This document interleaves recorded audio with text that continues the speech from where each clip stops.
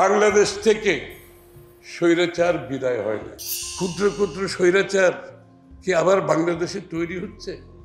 এখন মনে হচ্ছে একটি অন্তর্বর্তীকালীন সরকার তারা বাংলাদেশের আগামী দিনের স্বল্প মেয়াদী, মধ্যমেয়াদী, দীর্ঘমেয়াদী এরপরও যদি কিছু থাকে আরো সব কিছুর দায়িত্ব ওরা নিতে চাইতেছে এবং সরকারের আকার কেন ক্রমান্বয়ে বড় করছে, সরকারের কর্মকাণ্ডকে আরো পরিধি আরো বড় করছে। তাহলে আমার কাছে মনে হচ্ছে আগামী দিনে নির্বাচিত সরকারের হাতে খুব কিছু করার কিছু থাকবে না, তাদের কোনো দায়িত্বও নাই। জনগণ তাদেরকে যে ম্যান্ডেট দেবে, যে ম্যান্ডেটের পরিপ্রেক্ষিতে একটি নির্বাচিত সরকার জনগণের কাছে দায়বদ্ধ থাকে, জবাবদিহি থাকে, পূরণ করতে বাধ্য হবে একটি গণতান্ত্রিক সংস্কৃতির মাধ্যমে, একটি গণতান্ত্রিক সংস্কৃতির মাধ্যমে, একটি জবাবদিহিতা, দায়বদ্ধতার মাধ্যমে, তাদের প্রতিনিধিদের মাধ্যমে, তাদের নেতৃবৃন্দের মাধ্যমে, জনগণের সম্পৃক্ততার মাধ্যমে, সবকিছুর অনুপস্থিতিতে মনে হচ্ছে একটি গোষ্ঠী তারা আগামী দিনের সরকারগুলোর সব কাজ তাদের দায়িত্বে তারা নিয়ে নিচ্ছে। আগামীর বাংলাদেশ যে নির্বাচিত সরকারের জন্য খুব বেশি কিছু করার দরকার নাই, সব কিছুর সমাধান একটি অভ্যন্তরীণ সরকারের মাধ্যমে হতে হবে। তাহলে নির্বাচনের গণতন্ত্রের কথা কেন আসলো? বাংলাদেশের মানুষের মালিকানার কথা কেন আসলো? জবাবদিহিতা, দায়বদ্ধতার কথা কেন আসলো? মনে হচ্ছে বাংলাদেশের এই প্রেক্ষাপটে আজকে যা ঘটছে, যে গণতন্ত্রের স্পিরিট, গণতন্ত্রের ভাবনা, গণতন্ত্রের চিন্তা, গণতন্ত্রের আকাঙ্ক্ষা এবং এতে বাংলাদেশের মানুষের মালিকানার মাধ্যমে এটা পরিচালিত হওয়ার যে আকাঙ্ক্ষা, যার জন্য 16 বছর ধরে এত ত্যাগ স্বীকার করা হয়েছে, সব কিছু বৃথা যাওয়ার পথে যাচ্ছে। তা আমাদের অনুরোধ যে কাজগুলো নির্বাচিত সরকারের করার কথা, যে কাজগুলো নির্বাচিত সংসদের করার কথা, যে কাজগুলো জনগণের ম্যান্ডেটের মাধ্যমে, একটা নির্বাচনে ম্যান্ডেটের মাধ্যমে সংসদে আলোচনা বিতর্কের মাধ্যমে করার কথা, জনগণের চিন্তার, প্রতিটি জনগণের চিন্তার প্রতিফলন ঘটনার কথা, আজকে মনে হচ্ছে সেই কাজগুলো কিছু লোকের হাতে চলে আসছে, মনে হয় তাদের দায়িত্বে চলে আসছে, তারাই সিদ্ধান্ত নিচ্ছে এবং সেই সিদ্ধান্তগুলোর সাথে যে এমনকি রাজনৈতিক দলগুলোর যে ভূমিকা আছে সেটাও আজকে প্রশ্নবিদ্ধ হচ্ছে।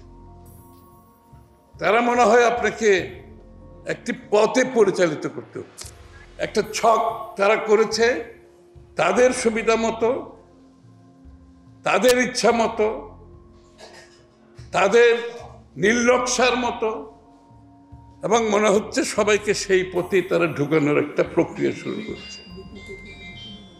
সেই পথে তো বাংলাদেশের মানুষ যাবে না। এই কাজটা তো শেখ হাসিনাই করেছিল, আপনাদের মনে আছে তো? এই কাজটা শেখ হাসিনাই করেছিল, যে তার একটা পথ, তার একটা ছক, সেদিকে আপনাকে চলতে হবে। আপনি যদি সেই পথে না চলেন তাহলে আপনার খবর আছে। আমরা কি এখানে স্বেচ্ছাচারিতার কোনো গন্ধ খুঁজে পাচ্ছি? ক্ষুদ্র ক্ষুদ্র স্বৈরাচার কি আবার বাংলাদেশে তৈরি হচ্ছে? সংসদীয় গণতন্ত্রের যে স্পিরিট, যেটা সকলে ঐক্যবদ্ধভাবে, সমস্ত রাজনৈতিক দলের ঐক্যবদ্ধ প্রচেষ্টায় সংসদীয় দলের প্রথা বাংলাদেশে সৃষ্টি হয়েছে। এটা কোনো এক দল করে নাই, কোনো একটি গোষ্ঠী করে নাই, কোনো একটি ব্যক্তি করে নাই। সমস্ত বাংলাদেশের রাজনৈতিক দলগুলো ঐক্যবদ্ধভাবে একমত হয়ে সংসদীয় গণতন্ত্র করেছে।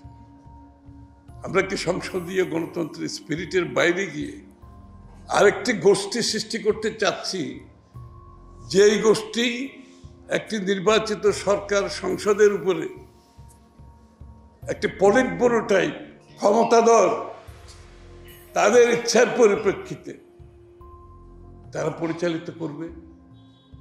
তো এই কাজটা তো শেখ হাসিনাই করেছে, তো শেখ হাসিনাকে বিদায় করার দরকার কি? সেই পথে তো বাংলাদেশের মানুষ যাবে না।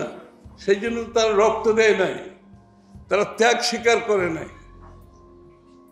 তাদের জীবনের সবকিছু দিয়ে বাংলাদেশের মানুষ তার মালিকানা, তার গণতান্ত্রিক অধিকার, গণতান্ত্রিক অর্ডার, তার নির্বাচিত সরকারের মাধ্যমে যারা তার কাছে জবাব দিয়ে থাকবে, দায়বদ্ধ থাকবে, প্রতিনিয়ত তার সুবিধা অসুবিধা একটি গণতান্ত্রিক সরকারের কাছে যাওয়ার যে প্রক্রিয়া, সেই প্রক্রিয়া আমাদেরকে যেতে হবে। সেটা আজকে অনুপস্থিত।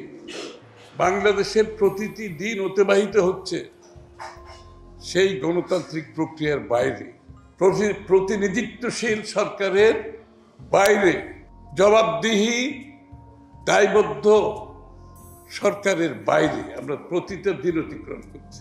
জনগণের ইচ্ছার প্রতিফলন ঘটানোর বাইরে প্রতিটি দিন অতিবাহিত করছি।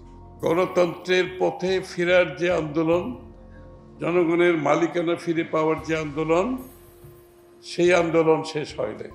যেই দিন বাংলাদেশে পরিপূর্ণভাবে গণতান্ত্রিক অধিকার, অর্ডার, দায়বদ্ধ সরকার, জবাবদিহি সরকার, জনগণের ইচ্ছার প্রতিফলনের মাধ্যমে যতক্ষণ প্রতিষ্ঠিত না হবে, ততক্ষণ আপনারা মনে করবেন বাংলাদেশ থেকে স্বৈরাচার বিদায় হয় না।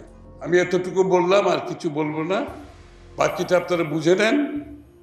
এর জন্য আমাদের যে গণতান্ত্রিক আন্দোলনের সংগ্রাম, রাজনৈতিক সাংবিধানিক গণতান্ত্রিক অধিকার, মালিকানা ফিরে পাওয়ার যে সংগ্রাম, এটা সমাপ্ত হবে যেদিন বাংলাদেশের জনগণ তাদের নির্বাচিত সরকার, নির্বাচিত সংসদ এর মাধ্যমে দেশ পরিচালনায় জনগণের অংশগ্রহণ, সমর্থন পরিপূর্ণভাবে পাবে। ততক্ষণ স্বৈরাচার বিদায় হবে না, ততক্ষণ স্বৈরাচার বিভিন্ন রূপে আসবে।